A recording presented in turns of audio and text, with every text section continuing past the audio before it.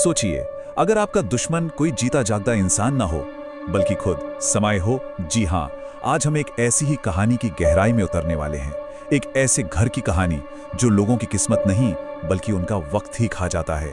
तो कहानी की शुरुआत होती है एक बदनाम कुख्यात जगह से, रक्त महल। एक ऐसा वीरान बंगला जिसके बारे में कहते हैं कि उसकी दीवारें तक खून पीती हैं।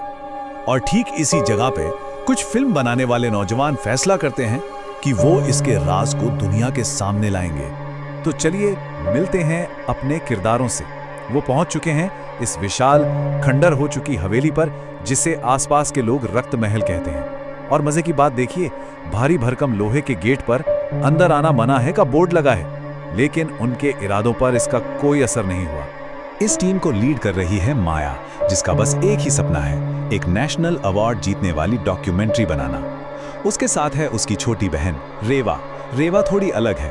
उसे उस जगह पर कदम रखते ही कुछ अजीब सा, एक अनजाना सा डर महसूस होने लगता है। और तीसरा है समीर, अपना प्रैक्टिकल कैमरामैन, जिसे इन सब से कोई मतलब नहीं, वो बस अपना काम खत्म करना चाहता है। और बस अंदर आते ही पहला टकराव शुरू हो जाता है। रेवा कहती है कि यहाँ का माहौल बहुत भारी है, घुटन हो रही है, फोन में सिग्नल तक नहीं है। लेकिन माया वो उसकी सारी बातों को तुम्हारी कल्पना कुछ ज्यादा ही तेज दौड़ती है कहकर उड़ा देती है। देखिए, उनका मकसद एकदम साफ था, कल सुबह तक एक जबरदस्त डॉक्यूमेंट्री बनानी है और यहाँ से निकल लेना है। तो जैसे ही वो लोग बड़े से हॉल में दाखिल होते हैं, सीढ़ियों के पीछे से एक परछाई बाहर आती है। ये थी दादी, उस घर की रखवाली, हाथ में एक पुरानी बुझी हुई लालटेन, और उन्होंने एक बहुत ही डरावनी चेतावनी दी और फिर जैसे आई थी वैसे ही अंधेरे में गायब हो गई। अब टीम ने उस चेतावनी पर ज्यादा ध्यान नहीं दिया और अपने कैमरे, लाइट्स ये सब लगाना शुरू कर दिया। और बस यहीं से उन्हें पहले साफ साफ इशारे मिलने शुरू होते हैं कि वो उस घर में अकेले नहीं हैं। सबसे पहले तो माया ने अपने रिकॉर्डर में नोट किया कि अंदर का तापमान बाहर से कम 10 डिग्री ठंडा था। अजीब बात थी। और फिर उनकी नजर गई फायरप्लेस के ऊपर टंगी एक बहुत बड़ी अजीब सी पेंटिंग पर। पेंटिंग एक परिवार की थी, लेकिन उसमें बच्चों के चेहरों को किसी ने किसी नुकीली चीज से बुरी तरह खरोच दिया था। सिर्फ माँ का चेहरा साफ था और उसकी आंखें ऐसी थीं जैसे वो लगातार उन पर नजर रखे हुए हों। रेवा की घबराई हुई आवाज से साफ पता चल रहा था कि डर अब पड़ रहा था। हालांकि माया ने अरे ये तो बस एक पुरानी पेंटिंग है कहकर बात टालने की कोशिश की, लेकिन सच तो ये था कि उस तस्वीर ने माहौल में एक अजीब सी, एक बहुत ही डरावनी बेचैनी घोल दी थी। तो सवाल तो सबके मन में था, क्या ये बस एक पुरानी पेंटिंग है या ये घर सच में उन्हें देख रहा है? लेकिन उन्हें इस बात का अंदाजा भी नहीं था कि ये तो बस शुरुआत थी, क्योंकि इसके बाद जो होने वाला था वो उनकी इस छोटी सी जांच को एक कभी ना खत्म होने वाले बुरे सपने में बदलने वाला था। और अब आता है कहानी में वो मोड़ जब डॉक्यूमेंट्री बनाने का उनका ये मिशन जिंदा रहने की एक बेचैन लड़ाई में बदल जाता है। टीम फैसला करती है कि वो ऊपर की मंजिल देखेंगे, मतलब सीधा उसी खतरे की तरफ बढ़ रहे थे जिसके लिए उन्हें मना किया गया था। तो गलियारे के आखिर में उन्हें एक दरवाजा दिखता है जो बाकी सबसे बिल्कुल अलग था।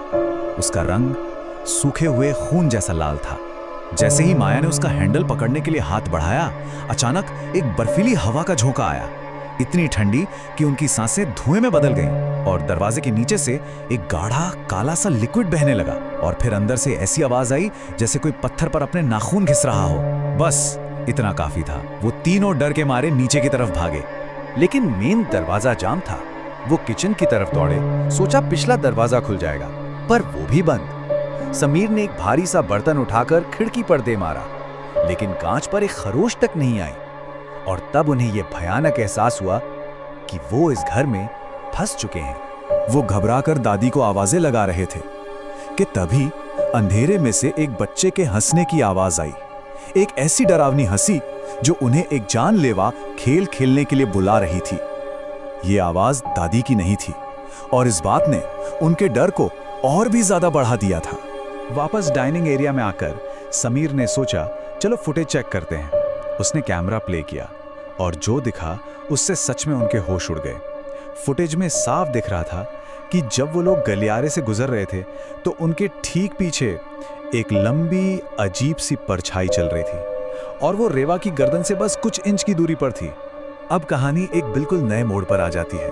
अब तक ये साफ हो चुका था कि यह सिर्फ एक भूतिया घर नहीं है, इसकी सच्चाई तो कुछ और ही बहुत ज्यादा भयानक थी। और इसी बीच बाहर निकलने का रास्ता खोजते खोजते उन्हें फर्श में एक खुफिया दरवाजा मिला। उन्हें लगा शायद ये बाहर जाने का रास्ता हो। वो नीचे उतरे, लेकिन वो किसी तहखाने में पहुंच गए और वो जगह किसी तांत्रिक के अड्डे जैसी लग रही थी। अलमारियों पर सैकड़ों मिट्टी की गुड़िया रखी थी, हर गुड़िया पर एक नाम और एक साल लिखा था। विक्रम 1992, सोनिया 2004।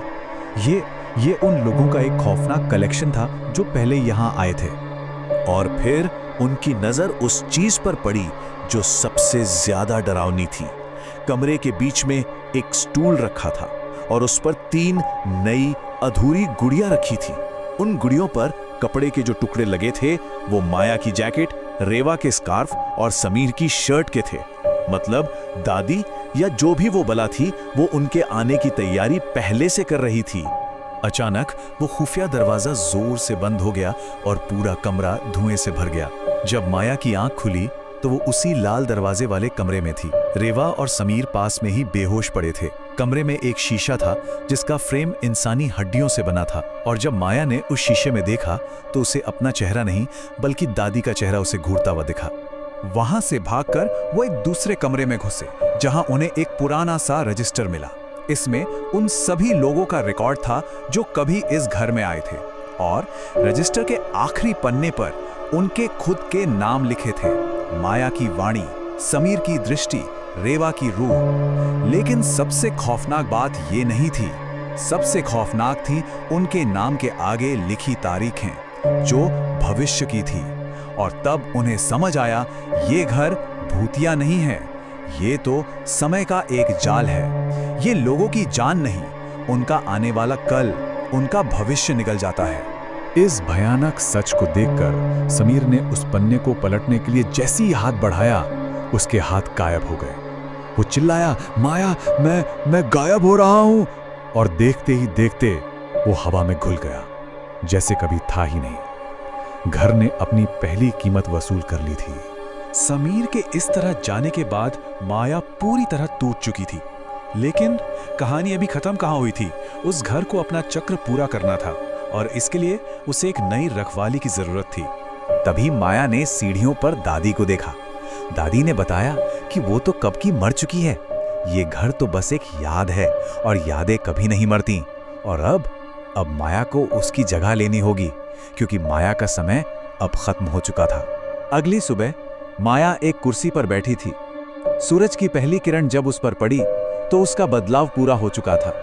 उसकी जवान त्वचा ढीली पड़ चुकी थी, चेहरे पर झुर्रियां थीं और आंखों की चमक जा चुकी थी। वो अब एक फिल्म बनाने वाली लड़की नहीं, बल्कि उस घर की नई बूढ़ी रखवाली थी।